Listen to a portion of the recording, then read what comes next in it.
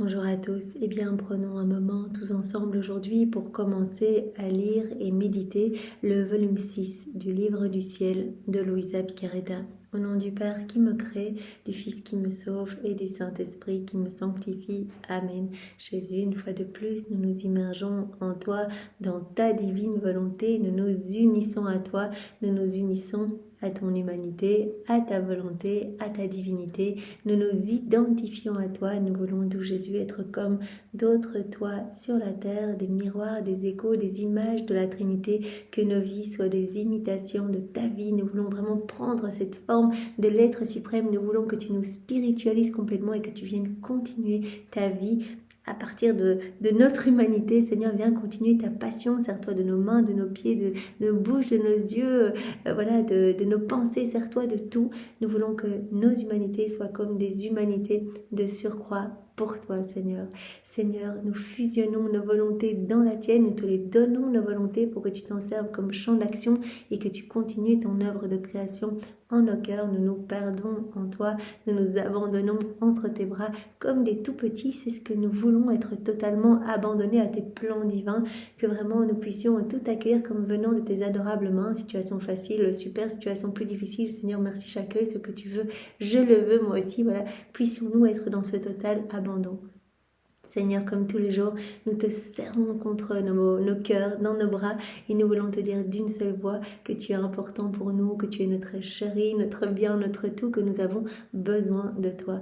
Nous voulons te dire dans le creux de l'oreille que nous t'aimons, nous voulons t'adorer, te louer, te bénir, te glorifier, t'honorer, te remercier, t'embrasser, te serrer, nous jeter à tes pieds, nous prosterner, le tout avec ta volonté à toi, au nom de toutes les générations humaines, donc en réparation pour tous ceux qui ne t'aiment pas, tous ceux qui s'écartent de ton cœur pour aller se perdre, tous ceux qui te critiquent, tous ceux qui commettent des actes sacrilèges, tous ceux qui blasphèment, en réparation pour toutes les iniquités, toutes les froideurs, les fermetures de cœur, voilà, tous ceux qui ne répondent pas à ton amour, qui ne sont pas dans cette réciprocité de tendresse avec toi, Seigneur. Tu nous l'as dit, ce sont vraiment les blessures les pires dans ton cœur, en fait, l'ingratitude et l'obstination dans le péché. Donc la première étant voilà, la première blessure de ton cœur étant vraiment les blessures, les souffrances des âmes qui te sont proches. Mais tu nous as dit, cette blessure là elle me fait terriblement souffrir parce que j'aime ces âmes et que je les vois souffrir pour moi, mais ces souffrances sont accompagnées vraiment de grande douceur dans mon cœur, en fait,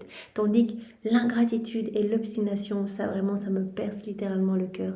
Donc Seigneur, voilà, nous sommes là et nous t'offrons nos vies, nos volontés, on t'offre tout ce qui forme notre être pour que tu puisses te servir de tout comme fondation pour établir ton royaume en nos cœurs. Oui, Seigneur, viens dilater notre cœur, donne-nous plus de ton amour, élargis les frontières du royaume de ta divine volonté en nos cœurs et vraiment marque-nous de ce sceau royal, que nous puissions être de bons instruments entre tes mains. C'est ce que nous voulons être, Seigneur, vraiment faire tout ce que tu souhaites que nous fassions.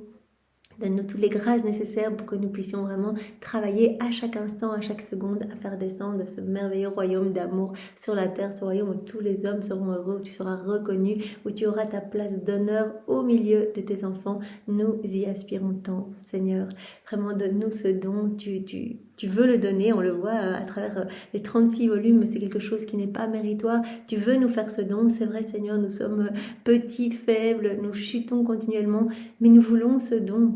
Et tu as dit, si vous désirez ce don, si vous me demandez vraiment cette union avec moi, si vous me demandez cette inséparabilité, le tour est joué, donc demandez-moi continuellement et moi je vous ferai ce don, Seigneur, nous y aspirons tant. Alors voilà, nos cœurs sont à tes pieds, vraiment pour que tu y déposes ce don. Nous venons déposer notre volonté propre et l'enchaîner au pied du trône de l'Éternel avec celle de Maman Marie qui est, et vraiment voilà, nous offrons à toi, voilà, que tous tes plans, que tes desseins puissent s'accomplir, puisque tu as un plan pour chacun de nous. Tu as déjà refait chacune de nos vies, elles sont là toutes magnifiques, toutes saintes.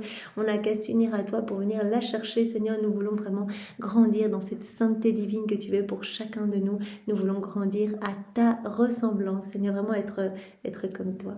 Alors sois béni pour tout ce que tu as déjà fait en nous.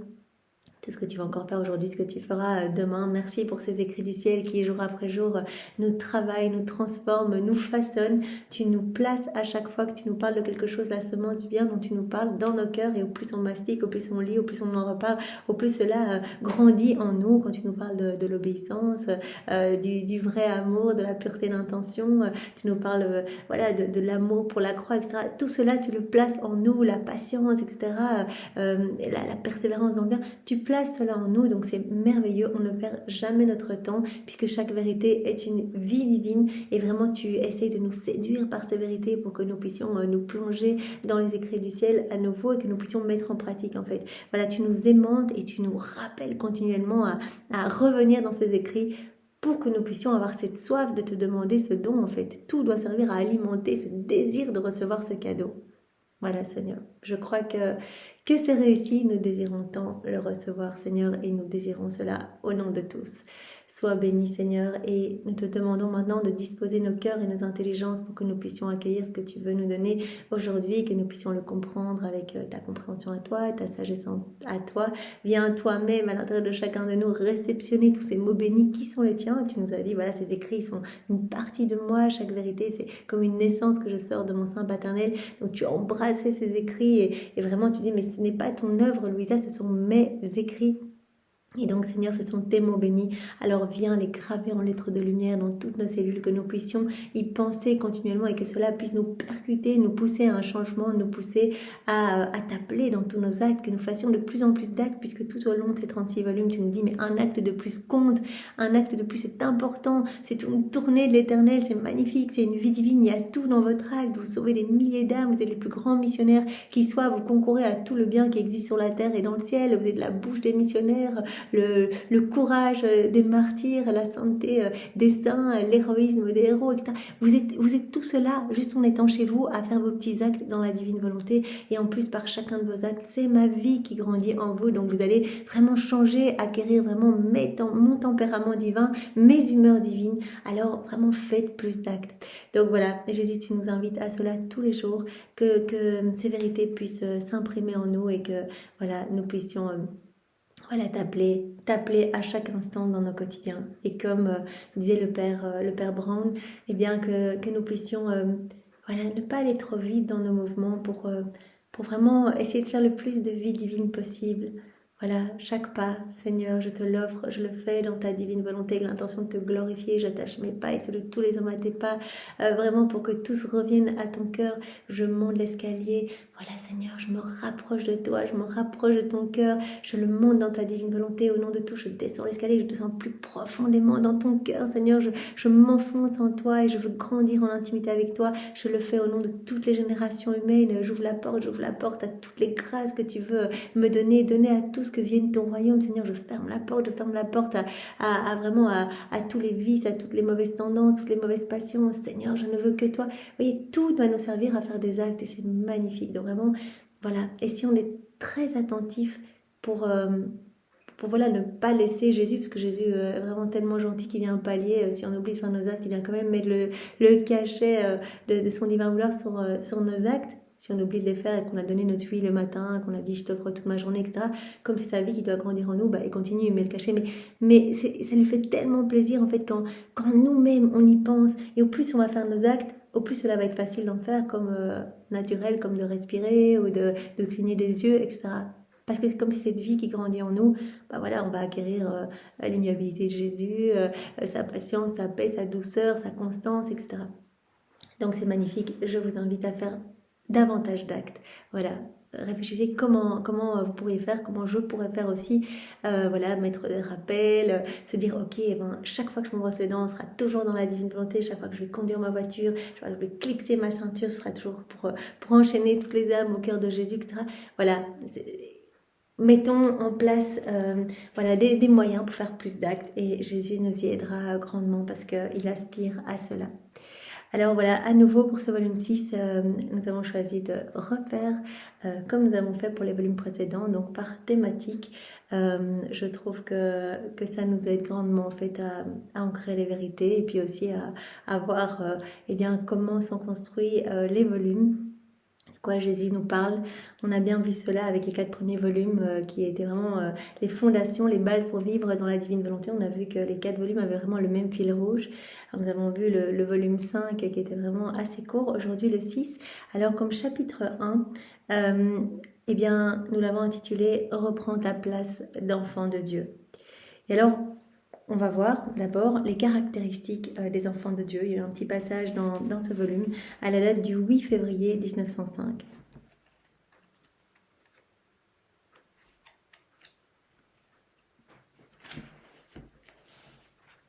Je poursuis dans mon pauvre état de privation et d'amertume, indescriptible. Au plus, Jésus se fait voir en silence. Ce matin, il m'a dit « Ma fille, les caractéristiques de mes enfants sont l'amour de la croix, l'amour de la gloire de Dieu et l'amour de la gloire de l'Église. » Jusqu'au point de donner leur vie. Caractéristiques des enfants de Dieu, l'amour de la croix, vraiment voilà, accueillir tout ce qui nous arrive et vraiment unir toutes nos souffrances à celles de Jésus pour que nos souffrances portent les fruits de ses souffrances rédemptrices. Jésus nous a dit tant et tant de fois que vraiment les mortifications, les oppositions, état de disgrâce, voilà, souffrance, croix, etc. C'est vraiment des cadeaux d'amour, de prédilection qu'il nous faisait pour notre sanctification, pour décaper notre âme. Cela remet de l'ordre dans notre cœur et vraiment Jésus a été jusqu'à nous dire même que la croix a été sacrement en fait. Donc c'est vraiment quelque chose qu'il nous donne, qu'il autorise dans notre vie pour qu'on se rapproche davantage de lui, qu'on colle avec lui à la croix. Donc vraiment une caractéristique des enfants de l'amour, des enfants de Dieu, eh bien c'est vraiment les âmes qui vont accueillir leur croix en fait avec résignation, amour, humilité. L'amour de la croix, l'amour de la gloire de Dieu, des âmes qui vont donner tout leur temps, toute leur vie pour glorifier la Trinité, comme Jésus il a fait tout au long de sa vie. En fait, il a dit en premier, tout ce que je faisais c'était pour remercier mon Père, pour lui donner cette gloire que les hommes ne lui avaient pas donnée depuis la chute d'Adam. Donc moi je veux que vous soyez d'autres moi, je veux que continuellement vous pensiez à me glorifier. Vous répariez pour vos frères et sœurs, vous me donniez voilà, tout l'amour, les honneurs que les autres auraient dû me donner si c'était conformé à mes grâces, si c'était devenu tout saint. Donc voilà, que cela soit un réflexe, voilà, on entend des choses pas belles, mauvaises, et bien directement on les plonge dans ta volonté Seigneur et on ne t'offre qu'amour, louange, bénédiction, on change voilà, tous les cris de vengeance, les cris de haine, etc. On change tout ça en cris d'amour pour toi Seigneur. Voilà, on refait tous ces actes mauvais vraiment pour ne t'offrir que de la beauté, que ta beauté à toi Seigneur. On recouvre tout avec l'amour de Maman Marie, avec sa tendresse, etc. Voilà, soyons continuellement dans cet agir de réparation en fait.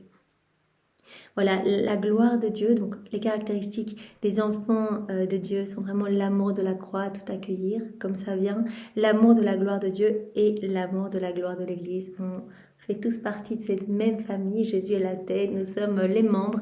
Alors vraiment, puissions-nous, voilà, comme Jésus nous l'a montré, son Église toute vacillante, voilà, par différents exemples. Louisa a vu ça quand son âme sortait de son corps, comme cette malade dans son lit, en fait, cette femme vénérable, mais qui était vraiment sur le point de mourir, mais qui était vaillante et qui accueillait toutes les mortifications. Mais vraiment, cette Église est vraiment toute... pas stable en fait, comme cette colonne, et le Saint-Père essayait de maintenir cette colonne, mais il y avait vraiment beaucoup de membres putréfiés qui se trouvaient à la base en train d'essayer de maintenir, mais en tenant un tout petit peu, ou alors vraiment Jésus qui avait montré son corps avec toute la partie gauche qui était comme en putréfaction, avec des membres qui gangrénaient en fait tout le corps et qui amenaient de la puanteur et des ténèbres partout. Et il y avait seulement quelques membres de l'Église, la partie droite, qui parfumaient la tête de Jésus, qui le glorifiait, etc. Donc vraiment, nous faisons partie intégrante de l'Église et donc on doit avoir cet amour de la gloire de l'Église jusqu'au point de donner notre vie. Celui qui ne possède pas ces 3 caractéristiques, donc amour de la croix, amour de Dieu, amour de la gloire de l'Église, donc amour de la croix, l'amour de la gloire de Dieu et l'amour de la gloire de l'Église, eh bien, celui qui ne possède pas ces 3 caractéristiques se dit en vain qu'il est mon enfant. Celui qui ose le dire est un menteur et un traître trahissant Dieu et se trahissant lui-même. Jette un coup d'œil en toi pour voir si tu as ces caractéristiques. Ensuite, il disparut. Donc voilà, pensez continuellement à la gloire de l'Église, à la gloire de Dieu et vraiment à accueillir tout ce qui nous arrive, toutes nos souffrances et vraiment les voir comme des petites pierres précieuses que Jésus nous envoie parce que Jésus nous a dit les croix en fait précèdent toujours la gloire. Vraiment les croix se transforment en béatitude éternelle. Donc puissions-nous vraiment tout accueillir et nous réjouir en fait que Jésus puisse prolonger sa passion en nous. Alors premier point, aujourd'hui Jésus nous demande de devenir amour. Voilà, il va nous parler à nouveau de l'amour vrai. Il nous demande d'aimer, c'est lui l'amour vrai. Il veut qu'on soit agapé comme lui, qu'on déborde d'amour pour notre prochain, en fait, en le voyant en Dieu, qu'on déborde d'amour pour lui, qu'on fasse tout par amour pour lui. Voilà, il va nous parler de cet amour. Alors en premier point, l'amour vrai bouillonne, l'amour vrai est brûlant, il est comme un feu. Alors Jésus va nous dire dans ce premier passage, donc laisse-toi remplir vraiment du feu de mon amour et garde-le bien en toi. Donc à la date du 1er novembre 1903. Je pense que c'est la première page. Oui. Étant dans mon état habituel, je me suis retrouvée hors de mon corps et je me suis vue comme un petit bateau à vapeur. J'étais tout étonnée de me voir réduite à cette forme. Mon adorable Jésus vint et me dit « Ma fille, la vie humaine est comme un bateau à vapeur qui ne peut se déplacer que par le feu. » Voilà, elle se voit comme un petit bateau à vapeur, toujours son cœur, enfin son âme en dehors de son corps, se voit comme un petit bateau à vapeur.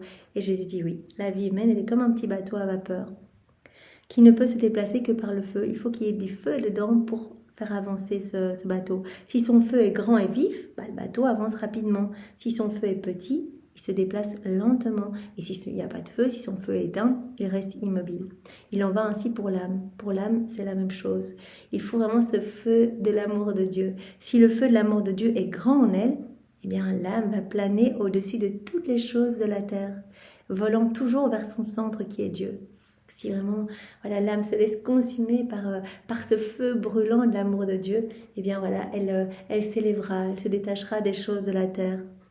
Elle planera au-dessus de tout et elle volera toujours vers son bien suprême, son centre qui est Dieu. Si le feu est petit en elle, si elle accueille un petit peu, et que ce feu est petit, elle avance avec difficulté, elle rampe, elle ne s'élève pas, elle rampe et se couvre de boue par tout ce qui est de la terre. Voilà, si l'âme se remplit un peu des choses de la terre, puis va un peu prier, puis se remplit des choses de la terre, son feu sera petit, elle ne sera pas toute brûlée, toute consumée d'amour. Et donc, elle sera comme en train de ramper, en fait, en se couvrant encore des fanges de la terre, de la boue de la terre, en fait. Et si ce feu est éteint, si l'âme se déconnecte complètement de Dieu, ne veut pas de Dieu, n'accueille pas son feu brûlant, si ce feu est éteint, elle va rester immobile. Elle restera sans la vie de Dieu en elle. Elle sera comme morte à tout ce qui est divin. Elle étouffera cette vie divine en elle et elle sera comme morte à la grâce. Ma fille, quand l'âme fait toutes ses actions par amour pour moi et ne veut aucune autre récompense pour son travail que mon amour, elle marche toujours dans la lumière du jour. Ce n'est jamais la nuit pour elle. Donc là, Jésus nous parle une fois de plus de la pureté d'intention. Ça, on le verra par après. Donc vraiment, ici, Jésus nous montre cette image, le bateau à vapeur qui a besoin vraiment du feu pour avancer. Grand feu, il va avancer très vite. Petit feu, il avancera moins vite. S'il n'y a pas de feu, il n'avancera pas. Comme l'âme, elle a besoin du feu de Dieu. En fait, elle a besoin de se laisser remplir par Dieu. Si elle est toute consumée d'amour, eh bien, elle s'élèvera en fait. Elle planera au-dessus de tout et les choses de la terre lui importeront peu. Et vraiment, elle gardera le cap, ses yeux fixés vers le ciel, en fait, vers les choses du ciel, vers son Créateur. Si le feu est petit, bien, elle rampera un peu sur la terre et elle sera comme recouverte de la boue, des choses matérielles. Et s'il n'y a pas de feu, bien, voilà, elle est comme morte à la grâce. Elle est morte à tout ce qui est divin. Alors donc, laisse-toi remplir du feu de mon amour et garde-le bien. Alors, à la date du 12 mai 1905, donc Louisa, elle a peur de perdre cet amour. Et Jésus dit, voilà, le moyen de ne pas perdre cet amour, eh bien, c'était de considérer qu'il t'appartient. Je me trouvais dans mon état habituel quand Jésus béni est venu. En le voyant, je ne sais trop pourquoi, je lui ai dit, « Seigneur, la pensée que je puisse perdre ton amour lacère toujours mon âme. Il me répondit, ma fille, qui t'a dit cela? Ma paternelle bonté fournit toujours à la créature les moyens dont elle a besoin, pourvu qu'elle ne les rejette pas. Moi, je donne tout pour que l'âme puisse toujours être disposée à accueillir plus de mon amour. Le moyen pour ne pas perdre mon amour, c'est de considérer mon amour et tout ce qui me regarde comme quelque chose qui vous appartient. Voilà, je veux en fait que tu considères que toutes les choses du ciel, c'est pour toi, que tout t'appartient, que mon amour t'appartient. Peut-on perdre ce qui est sien? Certainement pas. Au plus, si on n'a pas d'estime pour une chose qui nous appartient, on n'aura pas le souci de la garder en lieu sûr. Si l'âme n'a pas d'estime pour une chose et ne la garde pas en lieu sûr, c'est sûr qu'elle ne l'aime pas.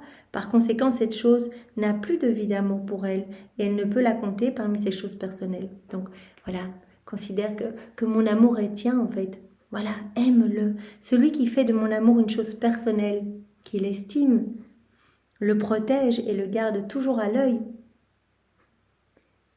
Voilà, mais celui qui fait de mon amour une chose personnelle, il l'estime, le protège et le garde toujours à l'œil. Et on ne peut perdre ce qui est sien, ni durant sa vie, ni après sa mort. Donc laisse-toi remplir du feu de mon amour, laisse-toi brûler, consumer et garde-le bien en fait. Voilà, protège-le, garde-le, estime-le, considère que vraiment c'est une chose à toi, c'est une chose personnelle. Alors deuxième point, l'amour vrai a son principe en Dieu. Donc Jésus va nous montrer par 2 passages que vraiment c'est important de tout faire par amour. Tout doit avoir son principe dans l'amour, tout doit avoir son principe en Dieu. À la date du 20 mars 1905.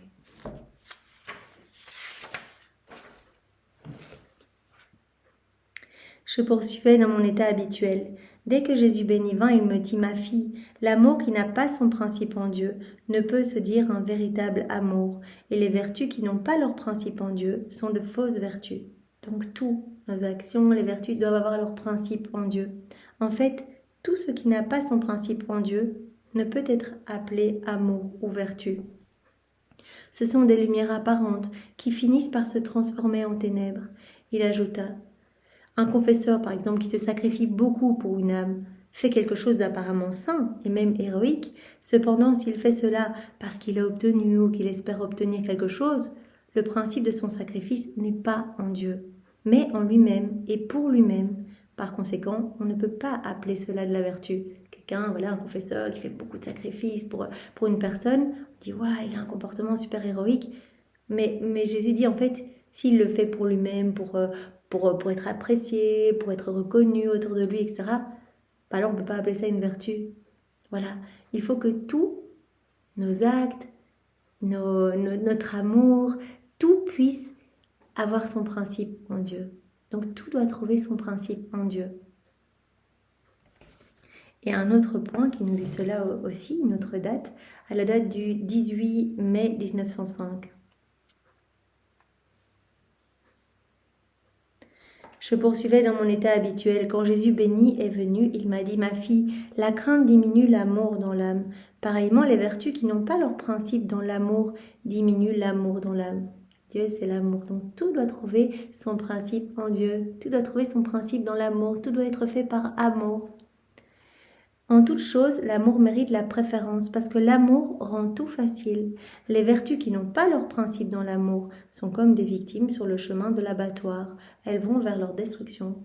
Des choses qu'on fait mais sans amour, Jésus dit non, ça peut pas être appelé des vertus. Tout doit trouver son principe en Dieu, tout doit trouver son principe dans l'amour. Troisième point, Jésus nous dit, par amour pour moi, aime ton prochain. Donc l'amour vrai aime l'autre en Dieu. Alors, à la date du 8 novembre 1903.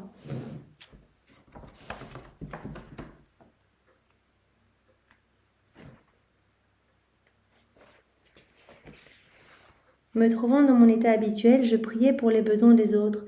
Bougeant en moi, Jésus béni me dit, « Pourquoi pries-tu pour ces gens ?» Et alors Louisa répond, « Et toi, Seigneur, pourquoi nous aimes-tu » Jésus répond, « Je vous aime parce que vous m'appartenez. Et quand une chose nous appartient, on se sent contraint de l'aimer. C'est comme une nécessité. » C'est pour cela qu'on doit considérer que l'amour de Dieu nous appartient, faire une chose personnelle, l'estimer. Seigneur, je prie pour ces gens parce qu'ils t'appartiennent, autrement je ne serais pas intéressée. Donc Jésus dit, pourquoi tu pries pour ces gens? Elle dit, Mais je prie en fait par amour pour toi parce qu'ils t'appartiennent et je veux pas que tu sois triste. Je veux que personne ne se perde. Autrement, je ne serais pas intéressée. Plaçant sa main sur mon front, en y mettant une certaine pression, il ajouta: Oh, c'est parce qu'ils sont à moi. C'est pour ça que l'amour du prochain est une bonne chose. Donc voilà, par amour pour moi, aime ton prochain. Et deuxième date, allant dans ce sens aussi, à la date du 8 septembre 1905.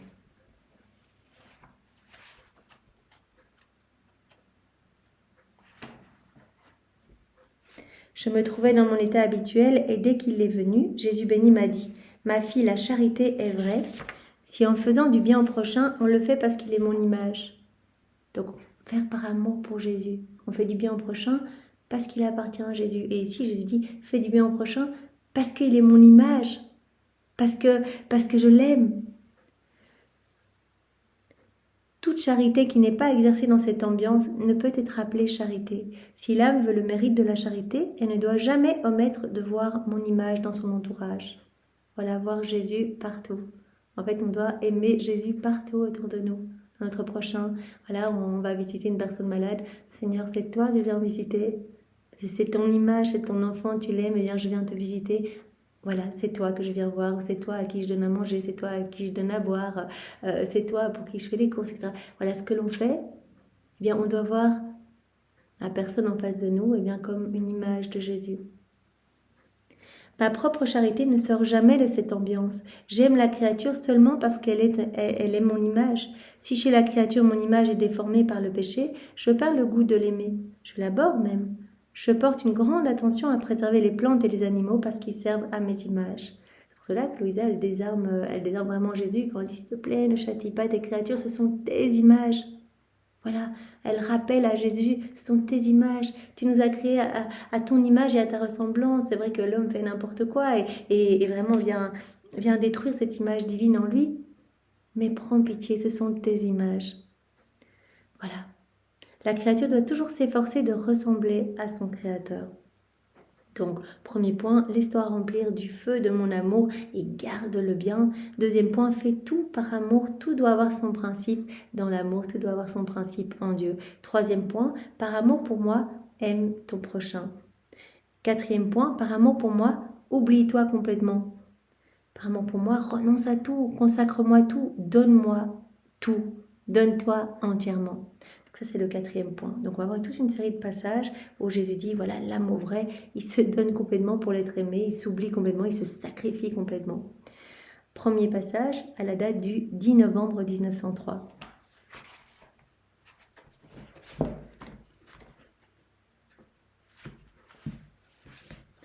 Étant dans mon état habituel, Jésus béni se montra brièvement et me dit: Ma fille, le véritable amour s'oublie lui-même et il vit des intérêts, des souffrances et de tout ce qui appartient au bien-aimé. Il faut vraiment ce renoncement de nous-mêmes, s'oublier nous-mêmes en fait, pour laisser Jésus vivre en nous. Je lui répondis: Seigneur, comment pouvons-nous nous oublier nous-mêmes quand nous nous sentons tant nous-mêmes? Il ne s'agit pas de quelque chose d'éloigné de nous, séparé de nous, qui peut facilement être oublié. Comment on peut faire pour s'oublier complètement? Jésus reprit: C'est précisément là le sacrifice de véritable amour. Voilà, le véritable amour demande ce sacrifice de renoncer complètement à soi pour l'être aimé, de s'oublier soi-même pour l'être aimé, pour vivre des intérêts, des souffrances et de tout ce qui appartient à l'être aimé. C'est ça le sacrifice du véritable amour. Alors qu'on est avec soi-même, on doit vivre de tout ce qui appartient à l'autre, au bien-aimé. Plus encore, si son moi revient à la surface, on doit s'ingénier à faire de cela une nouvelle occasion de se consumer pour l'objet aimé. Tout le temps, si notre moi revient à la surface, on doit trouver des solutions pour dire: non, je renonce à moi-même pour toi, Seigneur. Je crucifie ma volonté propre au profit de ta divine volonté. Là, mes yeux ont envie de glisser dans les vitrines des magasins. Non, Seigneur, je place mes yeux dans les tiens. C'est toi qui vas regarder à travers mes yeux. Viens, investis tous mes regards. Viens marquer le sceau de ton amour sur mes regards. Que mes regards te glorifient. Ah, Seigneur, j'ai envie de glisser dans telle ou telle conversation, de rire avec ceux qui ricanent, etc. Non, Seigneur, cela ne te glorifie pas. Je te bénis, je te loue. Et je sacrifie vraiment cette envie de glisser dans ces conversations au profit de ta divine volonté. Je te laisse toute la place, Seigneur. Plus encore, si son moi revient à la surface, on doit s'ingénier à faire de cela une nouvelle occasion de se consumer pour l'objet aimé.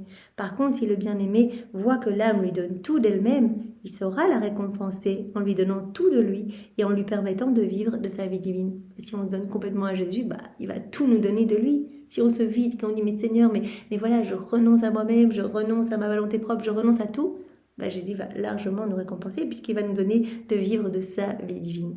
C'est sa vie qui va grandir en nous. À chaque fois qu'on va faire un petit renoncement, qu'on va crucifier notre volonté propre, on va alimenter cette vie divine en nous. Ainsi, celui qui s'oublie complètement trouve tout. Il est nécessaire de voir la différence entre ce qu'on oublie et ce qu'on trouve. On va lâcher nos mauvaises tendances, nos mauvais comportements, notre laideur, notre nature, nos passions, nos pauvretés, nos sottises, etc. Et on va trouver la beauté, la grâce, les vertus, la richesse, la sagesse, on va trouver le ciel. Jésus va recréer en nous son paradis. Donc il est nécessaire de voir la différence entre ce qu'on oublie et ce qu'on trouve. On oublie ce qui est laid, on trouve ce qui est beau. On oublie la nature, on trouve la grâce. On oublie les mauvaises passions, on trouve les vertus. On oublie la pauvreté et on trouve la richesse. On oublie la sottise et on trouve la sagesse. On oublie le monde et on trouve le ciel. Donc celui qui s'oublie complètement trouve tout. Donc renonce à toi-même. L'amour vrai est un amour qui s'oublie lui-même et qui se donne complètement et intégralement, qui se sacrifie pour l'être aimé. Alors autre passage dans ce sens, à la date du 28 septembre 1904.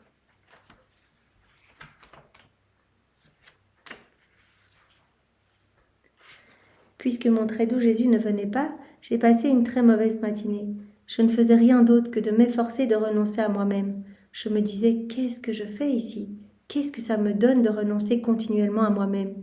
Pendant que je pensais ainsi, Jésus vint comme un éclair et me dit, le renoncement à soi-même vaut mieux que l'acquisition d'un royaume. Celui qui renonce à tout, pour moi, va tout gagner. Donc le renoncement à soi-même, ça vaut mieux que l'acquisition d'un royaume. Tout ce que tu vas acquérir en renonçant à toi-même, à tes pauvretés, à tes misères, etc., pour me laisser toute la place.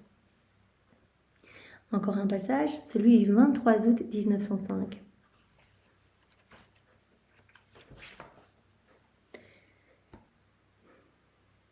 Et on dit cela, donc Jésus disparut, donc c'est à la suite d'un autre passage qu'on verra après. Puis revint aussitôt pour ajouter, penser à soi-même, c'est comme sortir de Dieu et revenir en soi. Voilà, dès qu'on pense à nous-mêmes, voilà, on se regorge des choses de la terre, de nous-mêmes, de nos petites convictions, etc. Il y a des choses divines qui doivent sortir de notre cœur. Penser à soi-même, c'est comme sortir de Dieu, c'est comme revenir en soi. Penser à soi-même n'est jamais une vertu, toujours un vice, même si cela revêt l'aspect du bien. Si on se préoccupe, comment je peux faire au niveau de mes prières, etc. Même si cela a l'air d'être vraiment quelque chose de très sain, penser à soi-même n'est jamais bien, Jésus nous dit. N'est jamais une vertu, c'est toujours un vice. Donc, descends dans ton regard de toi, regarde-moi. Accepte de mourir à toi-même et laisse-moi toute la place, fais-moi confiance. Alors, encore un passage donc où Jésus dit vraiment « Consacre-moi tout, renonce à tout » à la date du 16 novembre 1903.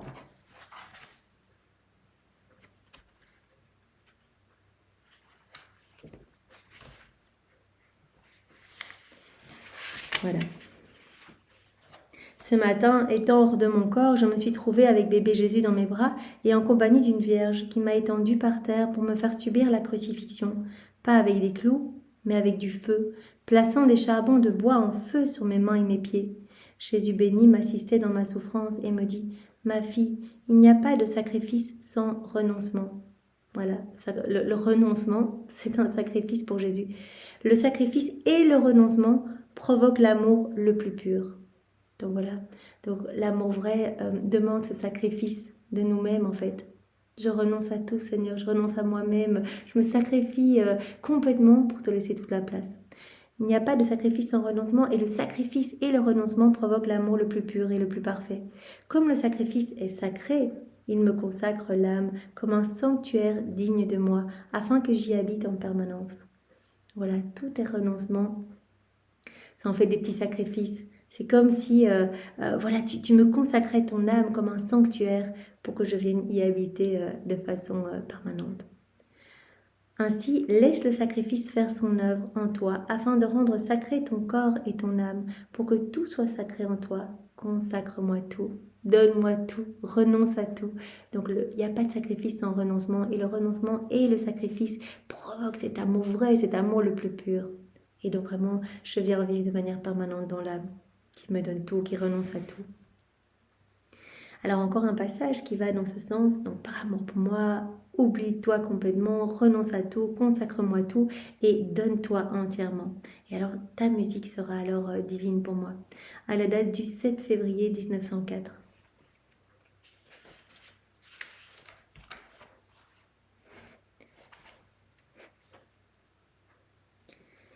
Jésus est venu comme un éclair et il a ajouté « Ma fille, ce que tu dis est vrai ». Donc il y a beaucoup de bonnes âmes qui font beaucoup pour moi. Voilà, parce que Louisa se demandait, elle dit mais finalement, ce que je fais pour toi, mais il y a tellement d'âmes qui le font. Il y a beaucoup d'âmes qui font des choses bonnes pour moi. Il y a beaucoup de bonnes âmes. Cependant, comme il est difficile d'en trouver une qui me donne tout pour que je puisse me donner totalement à elle. Il n'y en a pas finalement tant que ça qui veulent tout me donner. Voilà, vous vous rappelez quand Jésus est parti avec Louisa explorer le monde, quand l'âme de Louisa est hors de son corps, et Jésus avait prononcé les paroles de Pilate, Ecce homo, je suis là, est-ce que tu veux m'accueillir, est-ce que tu veux que je sois le roi de ta vie, est-ce que tu veux te dépouiller de tout pour me laisser toute la place ou pas? Et en fait, Louisa avait remarqué qu'il n'y a personne qui voulait, presque personne qui voulait Jésus pour lui tout seul, qui a accepté vraiment de se vider complètement pour le laisser dominer notre existence. Donc elle avait remarqué cela même chez les personnes dévotes, même chez les âmes consacrées. Elle ne voulait jamais Jésus pour lui tout seul. Elle voulait toujours avoir un petit peu d'intérêt personnel, un petit peu de confort, un petit peu d'affection humaine autour, etc. Donc combien il y a peu d'âmes, combien il est difficile de trouver une âme qui me donne tout pour que je puisse me donner totalement à elle. Qui me veuille dans l'entièreté, en fait, qui veut me laisser toute la place. Combien c'est difficile, en fait, une âme qui accepte vraiment de se vider complètement, de renoncer à tout pour me laisser la domination absolue.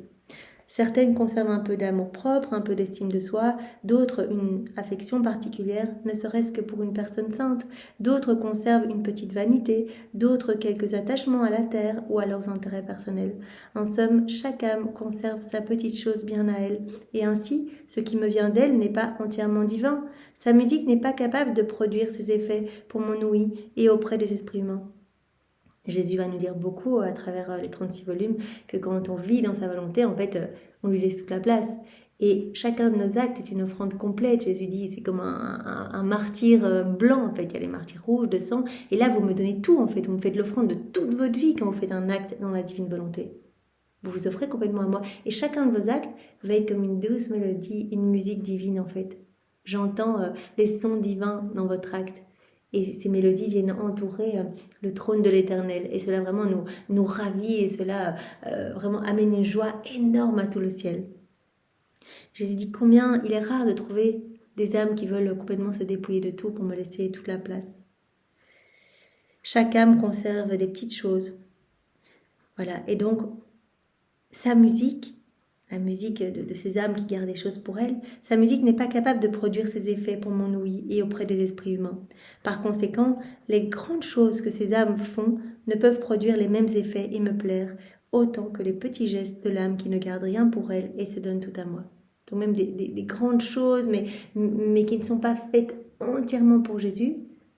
Jésus dit, en fait, ça produit pas la même mélodie que même des tout petits actes qu'ils ont fait vraiment dans cette offrande totale, en fait, où la créature me laisse faire cet acte en elle. Donc voilà, premier point, l'histoire remplir du feu de mon amour et vraiment garde-le bien. Deuxième point, fais tout par amour pour moi, fais tout par amour pour tes frères et sœurs. Tout doit avoir son principe dans l'amour, tout doit avoir son principe en Dieu. Troisième point, par amour pour moi, aime ton prochain. Donc vois en lui mon image, vois en lui, mon enfant en fait. Voilà, il m'appartient. Donc vraiment, souhaite du bien à ton prochain parce qu'il m'appartient. Quatrième point, par amour pour moi, oublie-toi complètement, renonce à tout, consacre-moi tout, donne-toi entièrement. Cinquième point, que ton amour soit patient et à ce moment-là, il me nourrira. Donc à la date du 14 avril 1904. Je poursuis dans mon état habituel, mais toujours avec une immense amertume dans mon âme à cause de la privation de mon Jésus béni. Il vient au plus quand je n'en peux plus, et après que je me sois presque persuadée qu'il ne viendra plus. Quand je l'ai vu, il portait un calice dans sa main, et il m'a dit, ma fille, en plus de la nourriture de l'amour, donne-moi aussi le pain de ta patience, parce que l'amour patient et souffrant est une nourriture plus substantielle et plus fortifiante. S'il n'est pas patient, l'amour est léger et sans substance. Si tu me donnes cela, je te donnerai le doux pain de ma grâce. Donc persévère dans ton amour, il faut que ton amour soit patient. Et donc il formera un pain nourrissant pour moi, une nourriture plus substantielle, plus fortifiante. Si tu me donnes cela, je te donnerai le pain de ma grâce. Pendant qu'il disait cela, il m'a donné à boire ce qui se trouvait à l'intérieur du calice qu'il tenait dans sa main. C'était comme une liqueur douce que je ne puis identifier. Puis il disparut. Par la suite, je vis autour de mon lit beaucoup de personnes étrangères, des prêtres et des laïcs, hommes et femmes, qui semblaient être venus me visiter. Donc toujours c'est en dehors de son corps. Plusieurs de ces personnes dirent à mon confesseur, « Rends-nous compte de cette âme, de tout ce que le Seigneur lui a manifesté, de toutes les grâces qu'il lui a données, car le Seigneur nous a dit qu'en 1882, il avait choisi une victime et que le signe pour la reconnaître était qu'il l'a maintenue jusqu'à ce jour dans l'état de jeune femme dans lequel elle se trouvait quand il l'a choisie, sans qu'elle soit affectée par le vieillissement. » Donc là, on est en 1904, et donc ça fait 22 ans, voilà, de 1882 à 1904, et donc les personnes qu'elle voit autour de son lit disent mais parle-nous de cette femme. Le Seigneur nous a parlé de cette femme élue vraiment à cette grande mission et que vraiment pour la reconnaître, aucun signe de vieillissement, qu'elle est encore dans son lit, dans le même état qu'elle était au moment où elle a été choisie, sans qu'elle soit affectée par le vieillissement. Pendant que ces personnes disaient cela, je ne sais comment je me suis vue telle que j'étais quand je me suis couchée sur mon lit, même après toutes ces années dans cet état de souffrance. Donc voilà, que ton amour soit patient et ton amour alors me nourrira. Et si tu m'offres cet amour patient et constant, je te donnerai le doux pain de ma grâce. Alors, point 6, que toutes tes actions soient scellées dans l'amour. À la date du 27 juillet 1904.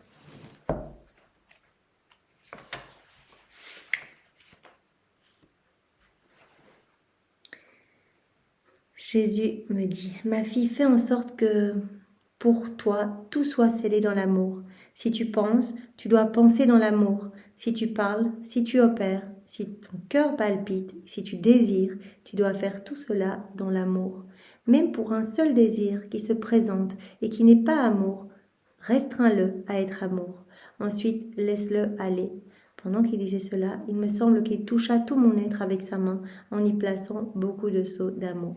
Donc que tout soit scellé dans l'amour, que toutes tes actions soient scellées dans l'amour. Cela rejoint le point 2, fais tout par amour et tout doit avoir son principe en moi, tout doit avoir son principe dans l'amour. Voilà, que tu penses, que tu parles, tout doit être dans l'amour, que tu opères, que ton cœur palpite, si tu désires, tu dois tout faire dans l'amour. Et donc Jésus vient placer le sceau de l'amour partout sur Louisa. Alors point 7, ne t'irrite jamais et transforme tout en amour. À la date du 22 juillet 1905.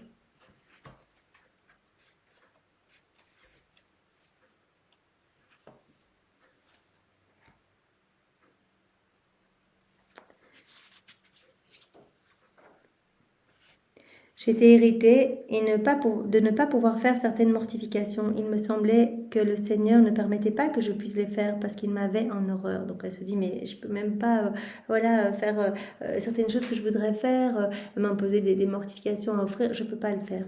Jésus béni vint et me dit, ma fille, celui qui m'aime vraiment n'est jamais irrité par quoi que ce soit. Et il cherche à tout transformer en amour, peu importe. Que tu y arrives ou pas, que tu souffres ou pas. En fait, transforme tout en amour. C'est ce que Jésus nous dit tout le temps. Offre-moi tout. Que ce soit des moments de souffrance ou des moments de non-souffrance ou des moments... Offre-moi tout, en fait. Tout doit être transformé en amour. Donc, celui qui m'aime vraiment n'est jamais irrité par quoi que ce soit et il cherche à tout transformer en amour. Pour quel motif voudrais-tu te mortifier ? Certainement par amour pour moi, n'est-ce pas ? Eh bien, moi je te le dis, mortifie-toi par amour pour moi, ou bien sois soulagé par amour pour moi. L'un et l'autre ont le même poids à mes yeux. Voilà, si tu fais par amour pour moi, en fait, que ce soit une mortification, que ce soit un soulagement, ça aura le même poids à mes yeux. La valeur d'une action, fût-elle indifférente, augmente selon le degré d'amour qui l'accompagne, car je ne regarde pas l'action, mais l'intensité de l'amour qui l'accompagne. Donc je regarde juste si c'est fait par amour, en fait. Tout doit être transformé en amour. Alors ne t'afflige pas, ne sois pas triste, ne sois pas irrité parce que tu n'arrives pas à vivre telle ou telle mortification que tu pourrais m'offrir. Offre-moi ton soulagement. Si c'est fait par amour, moi je ne regarde pas l'action, je regarde juste l'amour qui accompagne l'action. Par conséquent, je ne veux pas d'irritation en toi, mais toujours la paix. Dans le trouble, c'est l'amour-propre qui veut se manifester pour régner ou c'est l'ennemi qui veut nuire. Donc voilà, que toutes tes actions soient scellées dans l'amour et ne t'irrite jamais. Transforme tout en amour. Peu importe, offre-moi tout. Un soulagement ou une mortification, peu importe, je ne regarde pas l'action, je regarde l'intensité d'amour qui accompagne cette action. 8e point, reste tout près de moi et cherche toujours à faire grandir, à faire croître ton amour. À la date du 18 octobre 1905.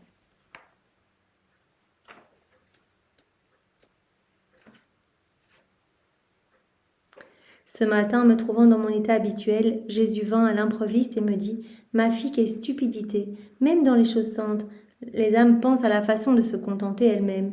Si dans les choses saintes mes créatures me font fuir, comment trouverai-je une place dans leurs actions ? Quelle erreur! L'important est de se soucier de la manière de remplir d'amour ces actions. Ce qui est le plus important, c'est pas de se regarder soi-même, c'est comment faire mes actions par amour. De rassembler le plus de choses possible pour accroître son amour et de se tenir aussi près de moi que possible pour boire à la source de mon amour, de rester collé à moi, pour être rempli de mon amour, voilà, avoir ce feu d'amour et de chercher continuellement à faire grandir cet amour. Rester aussi près de moi que possible pour boire à la source de mon amour, pour s'immerger dans mon amour. Comme elles sont gaffeuses, elles font tout de travers. Cela dit, Jésus disparut. Donc l'important est de croître en amour et de demeurer tout près de Jésus. Bien sûr, dans la divine volonté, on n'est pas tout près de Jésus, on est identifié à Jésus. Il est en nous, il vit en nous de manière réelle. Alors point 9, fais de moi tout ton contentement. Fais de moi toute ta joie. À la date du 10 février 1905.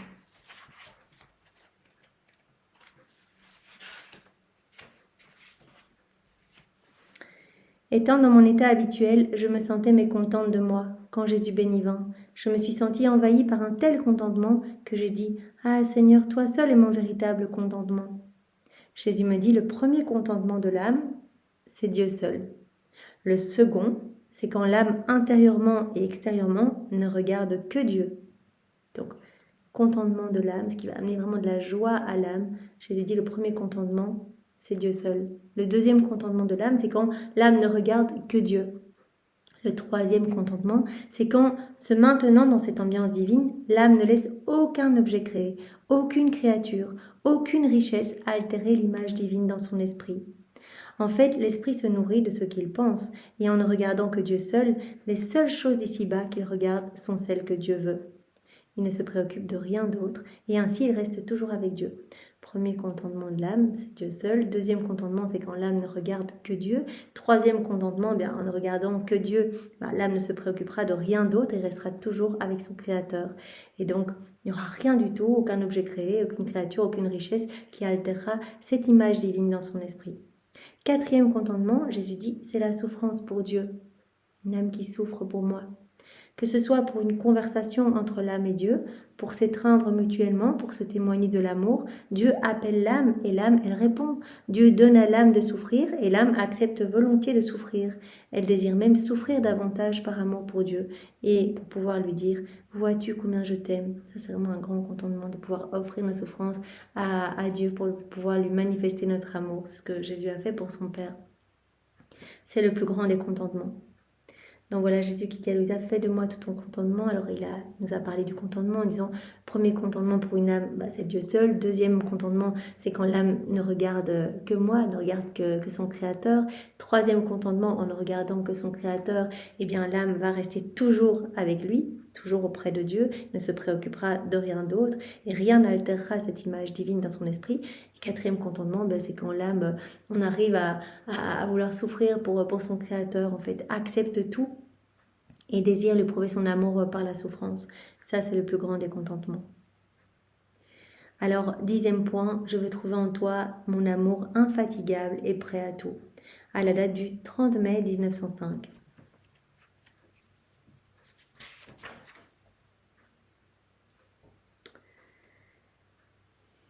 En plus de la vie divine et de la vie humaine, c'est Jésus qui parle, l'amour me donna une 3e vie qui fit germer en mon humanité les vies de toutes les créatures. C'est l'amour. L'amour me donna des morts continuelles, me bâtit et me fortifia, m'humilia et m'éleva, me donna de l'amertume et me combla de douceur, me tourmenta et fit mes délices. Que ne comporte pas cet amour infatigable et prêt à tout? Voilà.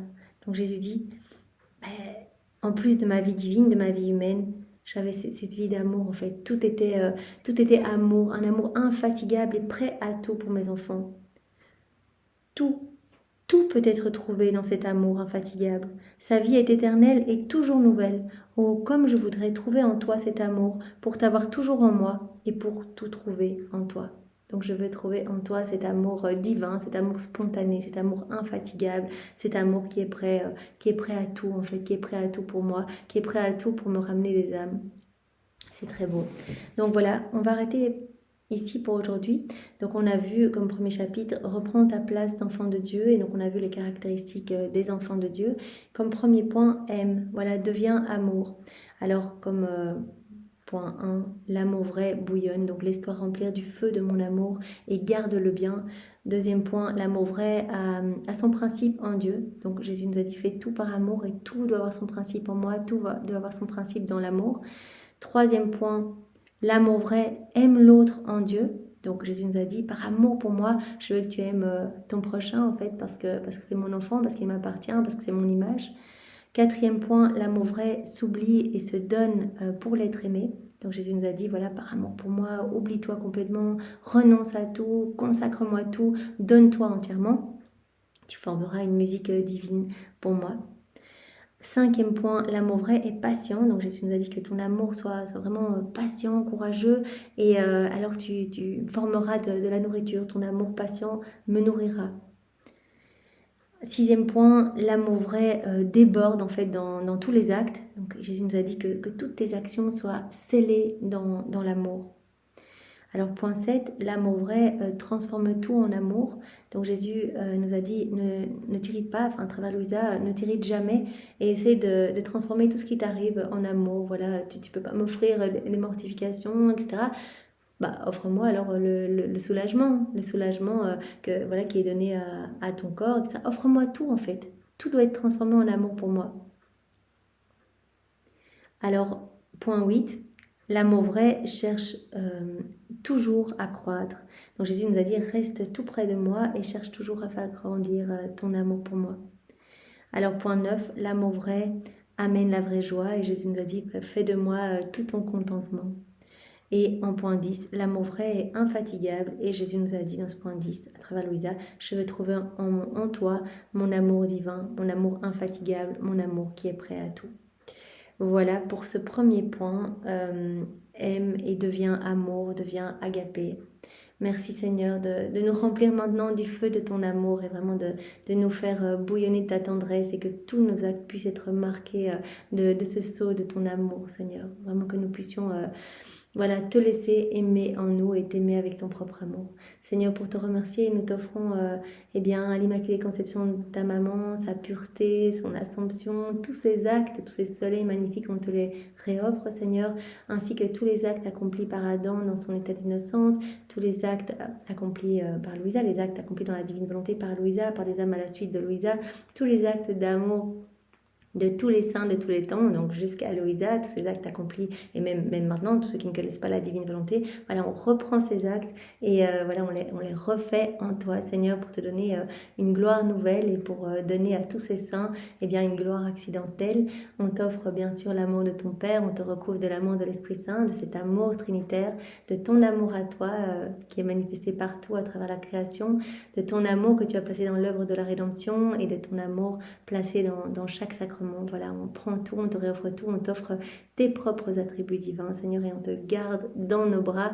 Et vraiment, voilà, on vient s'abreuver à la source. Toi, tu es la source de cet amour et on veut que tu prennes toute la place en nous pour que nous puissions vraiment avoir cet amour vrai jaillissant en nous, en fait. Viens aimer en nous, Seigneur. Viens nous transformer en amour. C'est ton plan que nous devenions pur amour, pure lumière, Seigneur. C'est ce 4e niveau de vie dans ta divine volonté. Alors, Seigneur, nous sommes tout offerts à toi et que tes plans d'amour s'accomplissent pour nous. Au nom du Père et du Fils et du Saint-Esprit. Amen. Soyez tous bénis. Belle journée à tous. Au revoir.